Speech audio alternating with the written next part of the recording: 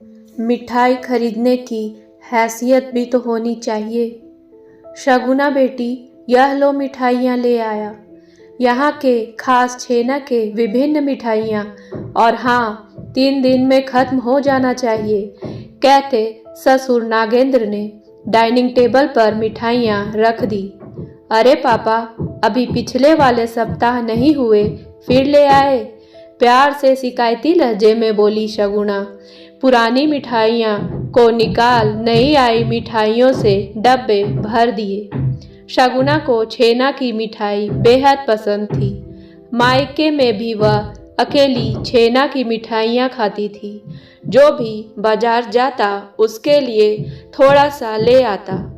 पर जब से शादी हो मुंबई में जा बसी, वहाँ की मिठाइयों के स्वाद को खूब याद करती। साल में एक बार आती मायके और ससुराल, महीने भर की छुट्टी, सप्ताह भर मायके, फिर बाकी का समय सास ससुर के साथ, क्योंकि वह अकेले ही यहाँ रहते थे। दूसरा बेटा यूएस में सेटल हो गया।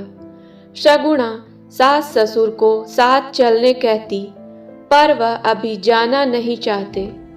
जब हम खुद अपना काम नहीं कर पाएंगे तब सोचेंगे, कहते टाल देते। खान पान, ओढ़ने पहनने की कोई कमी न थी, पर कभी कभार उनके कड़वे बोल दिल को घाव कर जाते। पुराने ख्यालात, संकीर्ण सोच का सोच चुप रहती शगुना। नागेंद्र जी एक अच्छे पद से रिटायर हुए थे। ससुराल की आर्थिक स्थिति बेहतर थी, इसका नागेंद्र जी को बड़ा घमंड था। हमें शगुना बहुत पसंद आई। नौसेना में कार्यरत हमारे बेटे के लिए जैसी लड़की हमें चाहिए थी, बिल्कुल वैसी ही है शगुना। इसलिए 100 पान नीचे उतर हमने शगुना को अपनी बहू बनाया। जब से शगुना ने ससुर की बातें सुनी, उसे अपने पिता के लिए बहुत बुरा लगा। हर बेटी का हीरो होता है उसका पिता। उसके पिता दिलदार, यारों के यार, मजाकिया थे। लेन देन का हिसाब किताब कभी नहीं करते, जैसा कि नागेंद्र जी करते। हर चीज की कीमत देखते, चाहे वह उपहार ही क्यों ना हो। अपनी खरीदी हर वस्तु की कीमत दूसरों को बताते। आज तो हद हो गई। जो कुछ उसने सुना, कमरे के दरवाजे से उल्टे पैर वापस आ गई। लगातार आंखों से आंसू बह रहे थे, हाथी के खाने के ओर दिखाने के और दांत की तरह। उसके ससुर जी भी थे।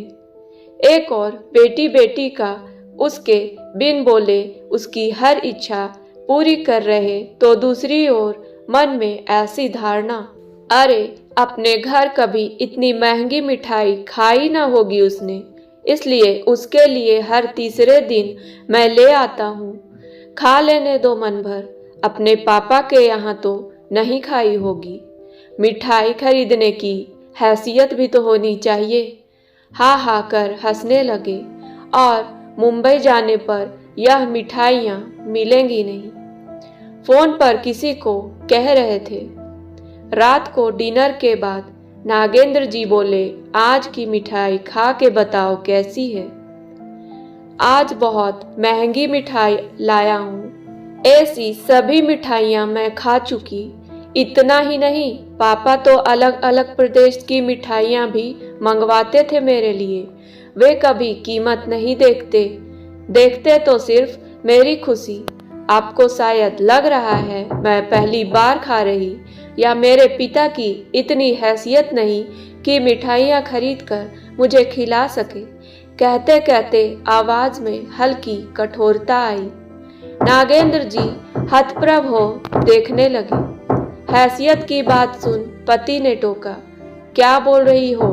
हाँ, आज पापा जी किसी को फोन पर बता रहे थे कि मेरी या मेरे पिता की हैसियत नहीं है कि हम कभी इस प्रकार की मिठाई खरीद कर खा सके। आज तक मैं समझ रही थी पापा जी का प्यार है, पर आज समझ आया यह आपका रुतबा दिखाने का तरीका है, प्यार का मात्र दिखावा है। अच्छा हुआ मेरी आंखें खुल गई। आप सिर्फ मुझे कहते तो शायद मैं चुप रहती, पर आपने मेरे पिता को भी अपमानित किया। उनका अपमान मैं किसी भी कीमत पर नहीं सहूंगी। सबके लिए मिठाई निकाल देकर अपने कमरे में चली गई। डाइनिंग टेबल पर चुप्पी छाई रही। अपने अहंकार और दिखावे का त्याग कीजिए। हर रिश्ते को पैसों के तराजू में ना तोले। बुढ़ापे में अपना कहने वाला कोई ना रह जाएगा, कहकर बेटा भी उठ चला गया।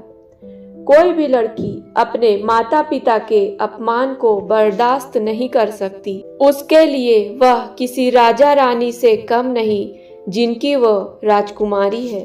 उम्मीद है दोस्तों कहानी पसंद आई होगी। कहानी पसंद आए तो मेरे वीडियो को लाइक करें और मेरे चैनल को सब्सक्राइब करना ना भूलें। धन्यवाद।